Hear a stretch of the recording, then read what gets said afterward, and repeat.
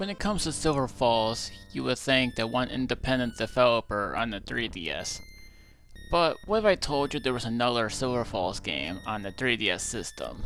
Ghoul. The game was originally announced in 2020, but it was eventually cancelled for unknown reasons, from what I've known. But thankfully, due to popular demand, the game would be resurrected in 2022. It would make its official release on the 3DS. As of 2023 in February, the game is now on Nintendo Switch featuring brand new visual enhancements, such as filters and enhanced graphics. Now, originally for this game, it was meant to be a 3DS exclusive, but again, popular demand says we want a Switch release, and I was one of those people asking for this one to come to Nintendo Switch because I think the game would be successful on there. Ghoul is essentially a Game Boy inspired game, which, looking at the graphics and detail, you can pretty much tell where the dude was going for. Now, I do want to mention real quick, there's also a Game Boy Color game that's on its way, but it's in development for the time being. It's in beta, which you guys can play via a free ROM. It's on the official Silver Falls website, so if you guys want to play test the game and find some glitches and give them some feedback on what needs to be fixed in that, then hopefully it'll come to a thing. Because there is a thing that he wants to make a physical version of the original game itself for Game Boy, Game Boy Color, Game Boy fans, which you guys can play on all three Game Boys.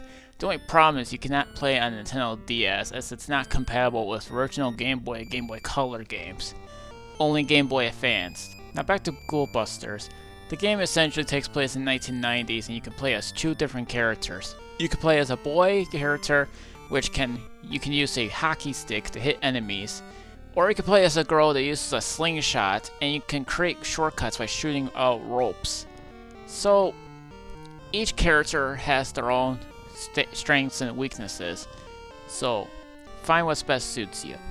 The game essentially has around 12 levels, and it can be done within like a minute or two, that's unless you keep dying, because the game tends to get a bit difficult. Now, it's $10 on the 3DS and $12 on Switch, which you guys can see a good reason. Now, with Nintendo eShop being closed, this was one of the games announced that come to the 3DS, as he wanted to make 7 games, but unfortunately, Vicarious Brothers has been cancelled and being moved to Nintendo Switch due to time constraints. Gaiden is also cancelled, by the way, for the Wii U. In terms of Ghoul, there are so many obstacles go on your way. You can collect bottle caps, which can actually get you guys some money, which you can buy useful items like jelly bean bags, which can actually give you some health, an umbrella, which can help you levitate in air, and some other stuff.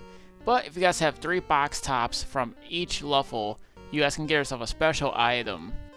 Returning to the Silver Falls is the code linker, like I mentioned in my last review of the Silver Falls games, which you can take the code and place it to another Silver Falls game for additional content. Now, like I mentioned, this game can be difficult at times, but unfortunately when the game launched on the 3DS, it had a game-breaking bug. And I mean, there was a game-breaking crash. 2-3, when you try to access it, the game just crashes automatically. Thankfully, the developer fixed the game, for North America at least, because in Europe, for whatever reason, Nintendo decided not to put the update to the European users. But to make up for it, the Switch version would come out also in Europe, so that's a good thing. There's also a possibility that there will also be a Game Boy port, which makes sense because it's called Ghoul Game Boy. You know what I mean?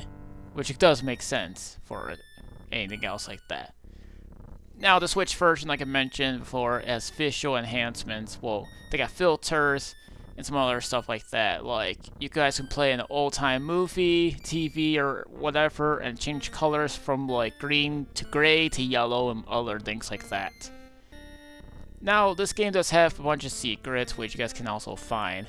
So, I think they're pretty easy to tell where they're at, but sometimes it's hard to get to it. I think it depends which character you play as.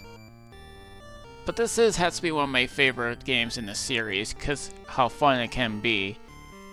Now, I do recommend you guys get the game, as I think you guys will find something to enjoy.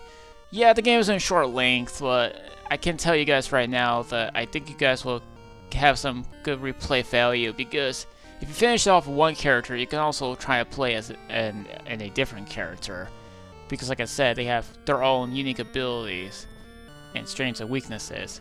So, find what best suits you. If you complete the game as that character, try a different character as well.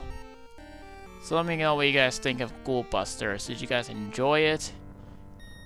Or did you guys decide to wait for the Switch version for better enhancements? Anyways, I'll see y'all in the next one.